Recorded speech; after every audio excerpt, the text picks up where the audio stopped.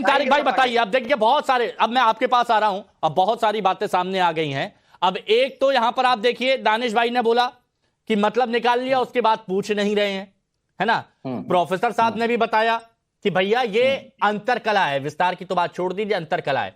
अमिताभ जी ने भी बताया कि इसका आने वाले वक्त में क्या इंपैक्ट पड़ेगा। और मैं चाहता हूं एसएन सिंह साहब वो जरा शायरी बता दीजिए, शिवपाल यादव ने क्या की थी आज, एक बार फिर से सिर्फ शायरी। तुम पर हर बार भरोसा करता हूँ, हाँ। इतना सच्चा झूठ तुम्हारा होता है। इतना 2017 में भी, अच्छा बताइए, 2019 में अब बताइए, हर बार भरोसा करता हूं, इतना सच्चा झूठ तुम्हारा होता है। बताइए ये मार्मिक, ये दर्द नहीं है तो क्या है, ये अंतर कला नहीं है तो क्या है? अभी अगर हम लोग शिवपाल चाचा को बना देते तो इन लोग कहते हैं कि परिवारवाद है। हाँ। और अब अगर शिवपाल चाचा को नहीं बनाया तो शिवपाल चाचा को बता रहे कि चाचा जी आपको दिया नहीं, अरे सब कुछ उन्हीं का है। हाँ। पार्टी उन्हीं की है। मैं आपको एक अंदर की बात बताता हूँ, ये तो नाम फिर उनका दर्द क्यों निकल रहा है, ये शायरी क्यों निकल रही है? क्योंकि आप जानते हैं ना वो इसी अंदाज में अपने अपने मन के अंदर का गुबार निकालते हैं। नहीं, देखिए ऐसा है कि ये नाम उन्हीं का सुझाया हुआ है। हाँ। और जो कुछ भी हुआ है उनकी सहमति से हुआ है। अभी जब मीटिंग हुई, विधायकों की मीटिंग बुलाई थी तो वो भी मौजूद थे, वो खुद भी विधायक थे। और ये पूरी एक कमेटी बनती है जो कि विपक्ष का प्रतिनिधित्व करती है। नहीं तो फिर ये दर्द क्यों निकलता है उनका? उनसे पूछिए ना, कोई दिक्कत है क्या जो सार्वजनिक मंच से ऐसे दर्द भरी शायरी करते हैं? ये भरोसा, ये सब परिवार की कोई बात है तो आपस में बैठ के बात कर लें। ये एसएन सिंह साहब की बनाई हुई शायरी है, उनकी थोड़ी ना है। अच्छा। ये देखिए महबूब अली साहब हैं, ये महबूब अली साहब हैं, उनको अधिष्ठाता मंडल विधानसभा का बनाया गया है। कमाल अख्तर पुराने विधायक है, मुख्य सचेतक, उनको बनाया है। और मलिक आशु मलिक, उनको भी तो सब मुसलमान ही तो हैं। चलिए ठीक है, अब दानिश जी का जवाब दीजिए। ये दरी बिछाने वाले नहीं है। हाँ। वो दरी बिछाने वाले नहीं है जिसको आप कहते हैं कि बाकी तो दरी बिछाने वाले होते हैं। एक सुपर हीरो होता है, बाकी दरी बिछाने वाले होते हैं, तो समाजवादी पार्टी करती है। और चाचा ने एक चिट्ठी लिखे थे एक बार अखिलेश यादव जी, चाचा उसके बाद कहे थे जो रिश्ता झूठ पर चले वो ना ही चले तो बेहतर है। किसके लिए कहते? तो मुझे लगता है कि समाजवादी पार्टी के फाउंडेशन मेंबर में से दो ही लोग बचे हुए हैं, एक तो चाचा शिवपाल जी हैं और आजम खान जी हैं। दोनों लोगों का उचित सम्मान देना आपका फर्ज है। हम तो एक राजनीतिक पार्टी और अलग पार्टी है, हम तो एक अच्छा सुझाव दे सकते हैं, हम याद दिला सकते हैं। ठीक है, जवाब लीजिए, जवाब लीजिए, जवाब लीजिए, तीसरी बात हमें जवाब लीजिए, जवाब लीजिए। आजकल दरी बिछाने का काम मौर्य जी पे शिफ्ट कर दिया गया है, केशव। इसीलिए तो पूछ रहे हैं कि बाकी तो दरी। और मैं कह रहा हूँ, अभी आपने पीडीए की बात कर रहे थे भैया, अरे एक एक करके बोलिए, जिसकी जितनी यहाँ पर हिस्सेदारी सब एक ही है, तो फिर बंटवारा किस लिए? फिर अगड़ा पिछड़ा बड़ा छोटा ये सब समाजवादी ठीक है, हो गया आपका, आपने पूछ लिया, हो गया। जवाब लीजिए, जवाब लीजिए। देखिए अगड़ा पिछड़ा है, समाज में जाति व्यवस्था थी, उसको खत्म करने के लिए ही आरक्षण लाया गया था। इसीलिए हम कहते हैं कि जाति पे आधारित आरक्षण होना चाहिए, क्योंकि जो पिछड़ी जाति रहेगी उनको आगे कर दिया जाए। अब जो दरी का काम है वो आजकल केशव मौर्य साहब कर रहे हैं। यहां से दिल्ली दरी बिछाते हैं कि उधर से मुख्यमंत्री वाली गाड़ी उनकी तरफ चली आए। मुख्यमंत्री वाली गाड़ी आती तो है, लेकिन कितना नजदीक है। दूर जाने से अच्छा आपकी आवाज पहले आपके कान तक जाएगी। अच्छा ठीक है, ये बात हुई। एसएन सिंह साहब क्लियर हुए। अब जरा मैं चाहता हूं कि प्रोफेसर साहब और तारिक भाई को जरा आमने सामने लाया जाए। प्रोफेसर मालवीय जी, अब ये बताइए, ये अंतरकलह की बात की जा रही है कि ये जो फैसला है ये सिर्फ अंतरकलह को दर्शाता है, इस पर जवाब दीजिए तारिक भाई। नहीं, हमारे यहाँ कैसा अंतरकलह बताइए? कल सारे विधायक गए, उन्होंने कहा कि अखिलेश जी जानिए, हाँ कि ना? सारे विधायक आए थे, कोई ना आया हो तो नाम बताइए, मैं मौजूद था।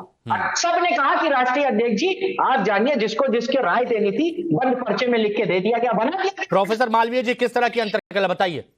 देखिए मंसूर जी, हाँ, अखिलेश यादव को यह पता है कि अभी इन्होंने कहा ना कि यदि शिवपाल चाचा को बना देते तो सब लोग कहते कि शिवपाल को बना दिए, शिवपाल को बना दिए, इनको नहीं बनाए।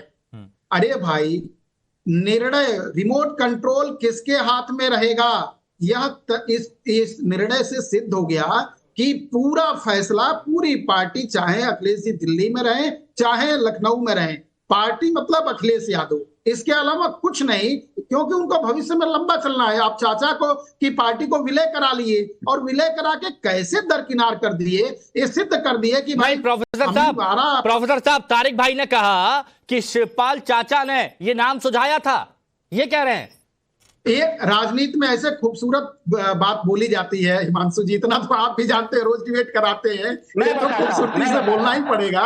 ये तो राजनीति की यही खूबसूरती है, ये तो कहना ही पड़ेगा। एक मेरी 5 सेकंड दीजिए, मेरी 5 सेकंड दीजिए मुझे। देखिए, जो कोर समाजवादी पुराने लोग हैं, हमने उस पर विश्वास जताया। माता प्रसाद पांडे जी नेताजी के साथ संघर्षों के साथ ही रहे, इसलिए वरिष्ठ समाजवादी। कोर समाजवादी 2 तरीके के हर पार्टी में लोग होते हैं, एक जो आए गए। अब देख लीजिए ब्रिजेश पाटिल। तो शिवपाल जी समाजवादी वरिष्ठ नहीं है, शिवपाल यादव समाजवादी वरिष्ठ नहीं है, शिवपाल यादव जी वरिष्ठ समाजवादी नहीं है, आपको बता। तो शिवपाल जी ने अखिलेश जी को गोद में खिलाया है, समाजवाद चाचा के भी गोद में भतीजा को खिलाया, और पार्टी के लिए भी गोद में उनको चलना सिखाया। देखिए ऐसा है मेरे पास आपका जवाब है, सुन लीजिए। देखिए, जो संगठन का तजुर्बा शिवपाल साहब का है, उनके नेतृत्व में हमने घोसी का चुनाव जीता, उन्हीं के नेतृत्व में हमने जहां से उनके बेटे चुनाव लड़े वहां 2-3 सीटें जीती। इसलिए बिल्कुल आप हिमांशु जी देखिए, यही बात आ गई, बात बाहर आ गई। वास्तव में शिवपाल जी के पास अनुभव भी है, तजुर्बा भी है, पार्टी चलाने का ज्ञान भी है, मादा भी है, रिजल्ट भी देते हैं और जनाधार भी है। उसके बाद भी ये तय हो गया कि पार्टी सिर्फ अखिलेश यादव ही चलाएंगे। अच्छा, होगा वही जो अखिलेश जी चाहेंगे। ठीक है, ठीक है। हाँ जी, दानिश जी कुछ कह रहे हैं। दानिश जी हिमांशु जी 10 सेकंड। देखिए मैं आपको बताऊं, हिमांशु जी, तारिक भाई जो कह रहे हैं कि वो वरिष्ठ नेता हैं या ये प्रखर समाजवादी हैं या कोई भी हो, यहाँ पैनल में बैठे अलग अलग पार्टियों के अलग अलग लोग हैं। और याद रखिए, किसी भी नेता को वरिष्ठ बनने के लिए या नेता बनने के लिए अवाम का समर्थन होना जरूरी है। लोगों ने, मुस्लिम समाज ने जितना समर्थन अवाम के तौर पर दिखाया उत्तर प्रदेश में, तो मुझे लगता है कि अवाम के लिए सबसे ज्यादा वो होना चाहिए था इंसाफ, जो नहीं किया गया। आप वरिष्ठ कह रहे हैं, ठीक है, लेकिन जिन लोगों ने वोट दिया वो उनसे भी ज्यादा वरिष्ठ है, क्योंकि मुसलसल कंटिन्यूअसली वो वोट देते आए हैं। उसके बावजूद भी अगर उनके समाज को एक तरफ एक्सक्लूड कर दिया, ये क्या है कि मतलब निकल गया तो आप कौन, हम आपको जानते नहीं, पहचानते नहीं। सुन लीजिए, क्या गारंटी है कि किसी मुसलमान को अध्यक्ष बना दिया जाए तो उनकी आवाज उठाएगा? यही हिंदुस्तान रहा है। आपने पिछड़े को डिप्टी सीएम बनाया, बड़ी आवाज उठा रहे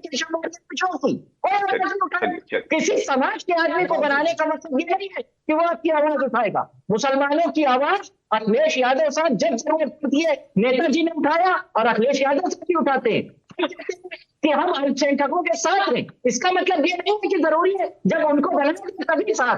अच्छा,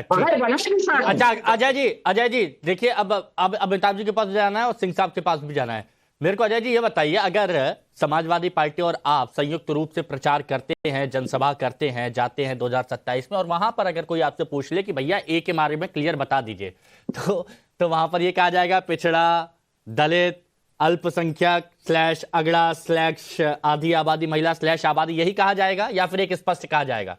अभी तो हमारी 2024 में होने वाले 10 जो उपचुनाव, तो 10 हमें कैसे जीतने हैं इन प्रोपेगेंडिस्टों से, इन लोगों से जो की बुनियाद पे देश चलाते। अभी हमारा टारगेट और फोकस इस पे, ना हम अगड़े पे, ना पिछड़े पे, ना ब्राह्मणों पे, ना देखिए 4 वर्ण व्यवस्था थी, आपको याद हो हिमांशु जी, जब नहीं तो किसी पर टारगेट नहीं तो किस पे फोकस करेंगे? मैं बता रहा हूँ, हमारा सब पे फोकस है। 4 वर्ण व्यवस्था थी, जो ब्राह्मण, राजपूत यानी क्षत्रिय और वैश्य और शूद्र जो आजकल एससी और वो बने, शुरू से जब सस्ती चली थी। तो आज इनको बदल के और डिवाइड होता चला गया। तो हमें चाहते हैं देश की सरकार सबसे पहले जातीय जनगणना करे, वो छुट्टे मापन में ना उठ जाए, जनगणना करे, और हम सबका साथ सबका विकास का जो इनका नकली नारा है, हमारा असली नारा उसे। ठीक है, ये नकली नारा, ये असली नारा। सिंह साहब अब बताइए कैसे बचाएंगे आप अपना वोट बैंक? अब सवर्णों पर नजर है, 2027 क्या देखते हैं आप? सामान्य देखिए क्या है, जल्दी से हिमांशु जी कोई प्रवक्ता बनता है ना तो उसको जानकारी नहीं रहती है कि 12 तक उसी की सरकार रहती है और केंद्र की जाति जनगणना को घोषित नहीं करता है। कर्नाटक में जाति जनगणना हुई हुई है, उसको घोषित कर देने की जिम्मेदारी कर दें। आप जो बताइए 2027 यूपी में आप देखें, आप पूछिए। मैं बड़ी जिम्मेदारी से आज समाजवादी पार्टी के मित्र से पूछना चाहूंगा, आपने बहुत अच्छी बात कही, अखिलेश यादव जी दिल्ली की कमान संभाल रहे हैं, तो क्या उत्तर प्रदेश की जिम्मेदारी किसी दलित, किसी अल्पसंख्यक, पीडीए की किसी और व्यक्ति को मिलेगी? और या जो चाचा जी हैं, अनुभवी हैं, परिवार के हैं, उनको मिलेगी, कुछ तो क्लियर कर दीजिए। और हम लोग जो सवाल उठा रहे हैं हिमांशु जी, ऐसे नहीं उठा रहे हैं, चाचा इनके परिवार के बीच में नहीं बड़े कोई। चलिए ठीक है, ये सारी बात क्लियर हो गई, लेकिन अब सबको साधने की बात कही जा रही है। हालांकि पुराने वक्त में कहा गया है कि एक के साधे सब सधे, सब साधे सब जाए।